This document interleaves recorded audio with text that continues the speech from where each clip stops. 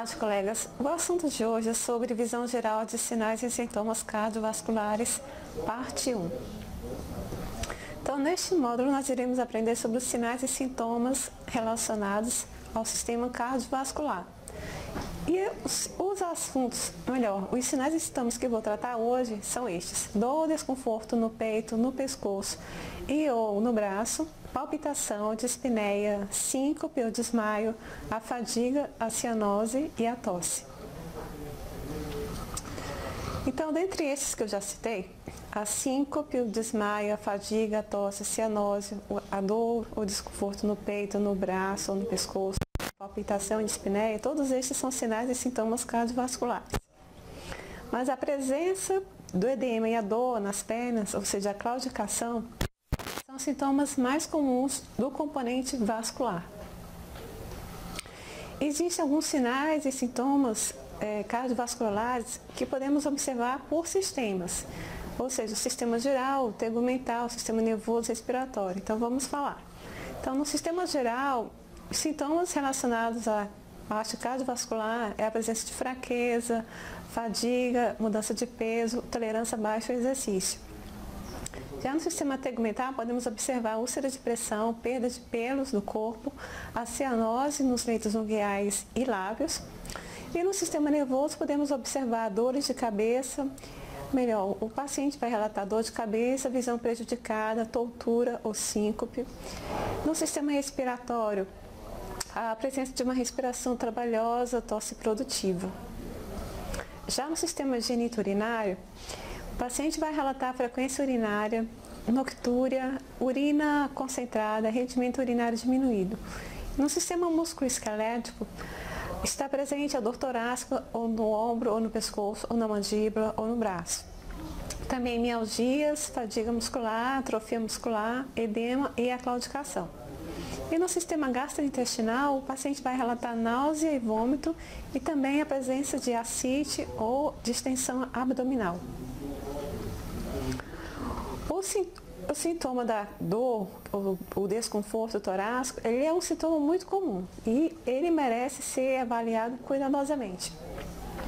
A dor torácica ela pode ter uma origem cardíaca ou não cardíaca. A dor torácica, ela pode irradiar-se para o pescoço, para a mandíbula, para a região superior do músculo trapézio, para a região dos ombros ou braços, frequentemente o braço esquerdo, seguindo o padrão de distribuição do nervo ulnar, conforme mostra a figura aqui. Ainda sobre a dor torácica de origem cardíaca, nós sabemos que o coração é dividido pelos segmentos espinhais de C3 até T4. E essa região de C3 a T4, o paciente pode referir uma dor visceral na área somática correspondente. Exemplos disso: o coração e o diafragma, por exemplo, eles são supridos pelo segmento espinhal de C5 e C6 e o paciente pode referir dor no ombro. A dor torácica secundária à angina também, a infarto do miocárdio, pericardite, endocardite, prolapso da válvula mitral ou aneurisma dissecante da aorta. Existe também dor torácica na circulação coronária normal, ou seja, clientes com anemia, que aí gera uma falta de oxigenação do miocárdio durante o esforço físico, vai gerar uma dor torácica. Sobre a dor torácica de origem não cardíaca, já é uma lista muito extensa de distúrbios e isso requer uma triagem para detectar uma doença clínica. A doença do disco cervical, por exemplo, e as mudanças artríticas podem imitar uma dor torácica atípica. Existe também a presença que o paciente vai relatar de palpitação, arritmia ou disritmia. O que é isso? É a presença de um batimento cardíaco irregular. Existem as causas benignas, que são o prolapso da válvula mitral, o coração de atleta, a própria cafeína em excesso, a ansiedade e os exercícios. Agora também existem as condições severas da palpitação, da arritmia e da disritmia, que é a presença de doença da artéria coronária, cardiomiopatia, bloqueio total do coração, aneurisma, ventricular, doença da válvula atrioventricular e a estenose mitral ou de aorta. Quando o paciente referir sensações de palpitação, ele está se referindo a sensações, por exemplo, de choque, de pancada, de agito, palpitação ou aceleração do coração.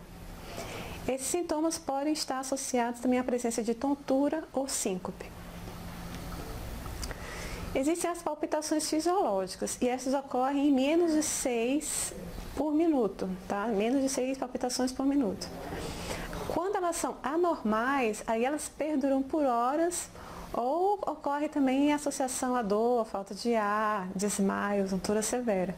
E aí precisa de uma avaliação médica. Atenção, a palpitação em qualquer pessoa com uma história de morte súbita, inexplicada,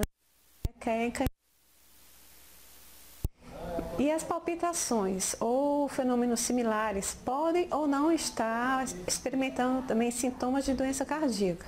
Tá? Não é porque o paciente está sentindo palpitação que ele tem uma doença cardíaca.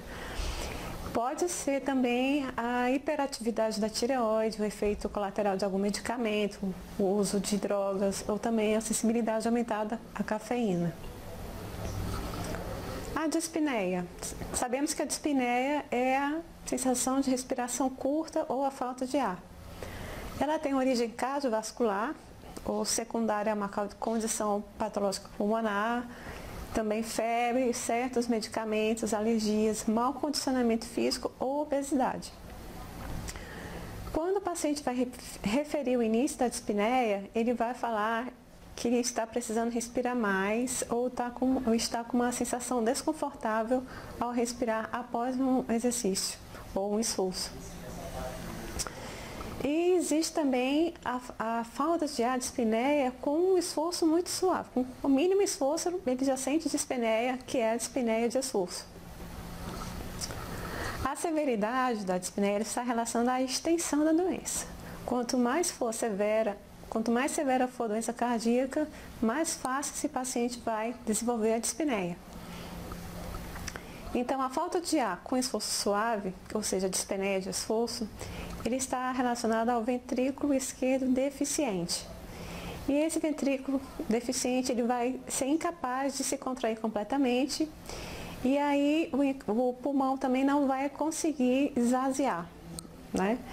E aí vai haver o comprometimento severo dos sinais do sistema vascular e pulmonar e vai gerar uma dispneia em repouso.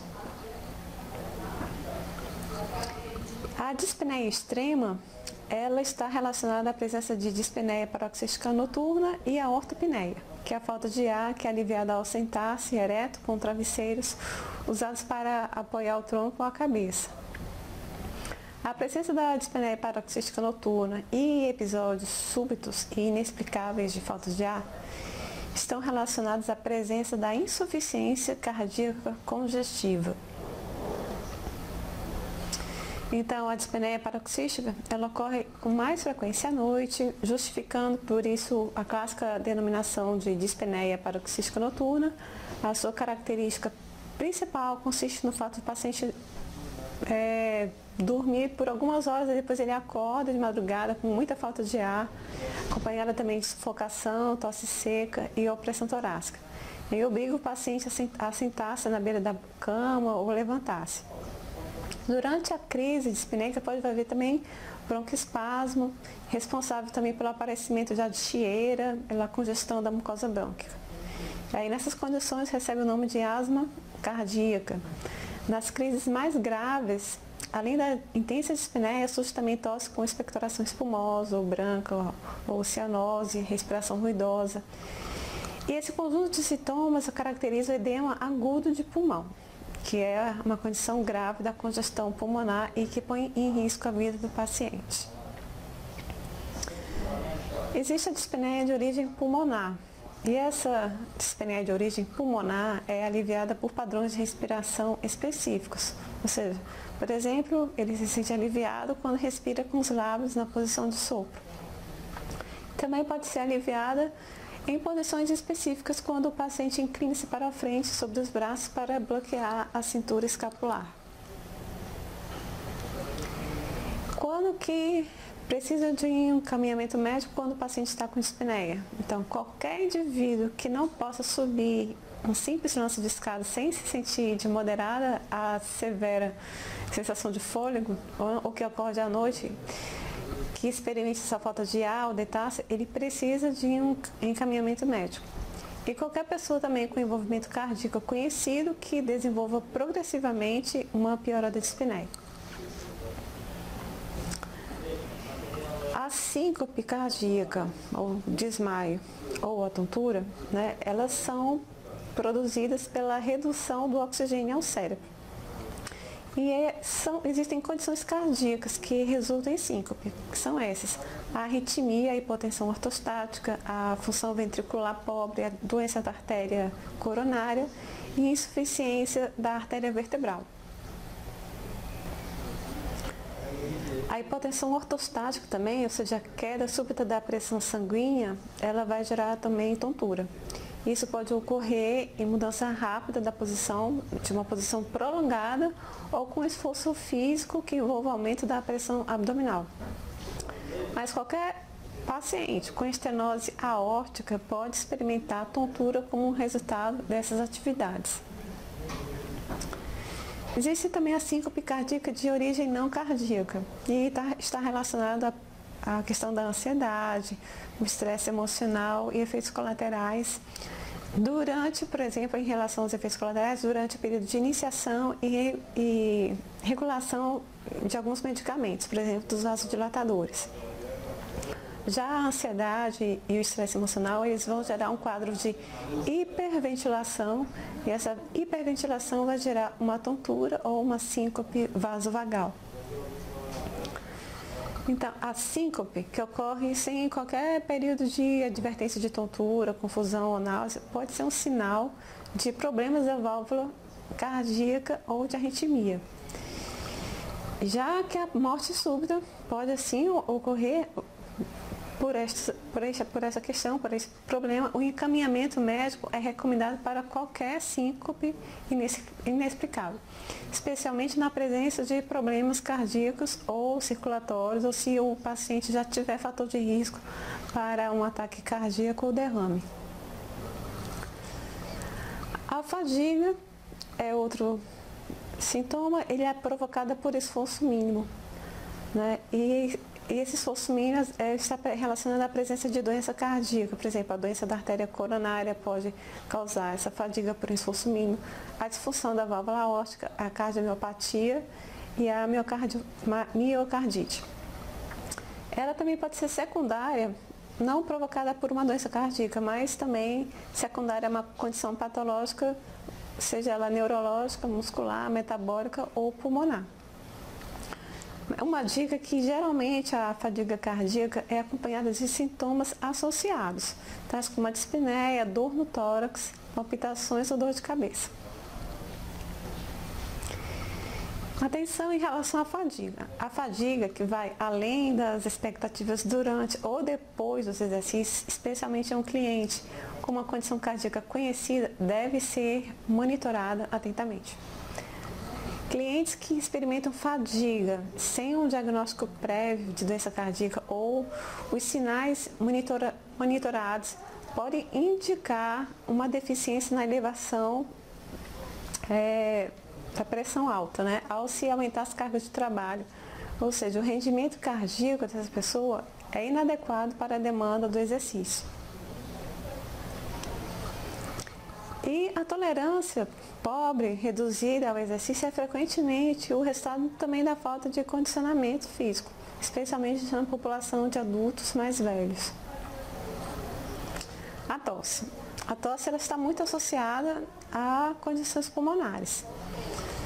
E também a complicação pulmonar, ela participa de um complexo também patológico cardiovascular. Por exemplo, a disfunção do ventrículo esquerdo, a disfunção da válvula mitral, gera um edema pulmonar ou uma insuficiência cardíaca congestiva do ventrículo esquerdo. E aí isso vai resultar numa tosse agravada por exercícios, ou por estresse metabólico, ou por posição supina ou dispneia paroxística noturna. Diferenciando a tosse dentro do quadro da dispneia paroxística noturna da insuficiência cardíaca congestiva. A tosse da dispneia paroxística noturna é uma tosse curta e pode produzir grandes quantidades de expectoração espumosa e sanguinolenta. Já a insuficiência cardíaca congestiva apresenta uma tosse desenvolvida por causa de uma grande quantidade de fluido presente na árvore pulmonar, irritando assim a mucosa do pulmão. A cianose. A coloração, como nós sabemos, a cianose é a coloração azulada dos lábios e do leito das unhas, dos dedos e artérias, que acompanha níveis adequados de oxigênio no sangue, ou seja, são quantidades reduzidas de hemoglobina. A cianose ela pode acompanhar distúrbios do sistema nervoso central ou hematológicos e está também associada a problemas pulmonares e cardíacos. O edema. Existem edemas de causas cardíacas, tá? Então, o edema, e quando observa esse edema, esse inchaço nos tornozelos, no abdômen, nas mãos, mais a falta de ar, sintomas associados, né? A falta de ar, a fadiga e tontura, está sugerindo a presença de insuficiência cardíaca congestiva. Existem também outros sintomas que podem estar associados, que seria a distensão da veia jugular e a cianose, ou seja, a cianose dos lábios e apêndices. O edema relacionado à deficiência cardíaca direito. Essa deficiência cardíaca direita vai gerar um edema. E esse edema também é secundário também a uma cirurgia cardíaca, ou uma incompetência ou obstrução da válvula venosa, estenose da válvula cardíaca, doença da artéria coronária ou disfunção da válvula mitral. Existem também edemas que não estão relacionados a problemas cardíacos, que são estes: a hipertensão pulmonar, a disfunção renal, a cirrose, queimaduras, a infecção, obstrução linfática, uso de drogas anti-inflamatórias não esteroides e reação alérgica. Colegas, este foi o assunto de hoje. Iremos continuar na próxima aula, próxima semana. O livro utilizado para a aula de hoje foi o Diagnóstico Diferencial em Fisioterapia. Agradeço a atenção de todos. Muito obrigada.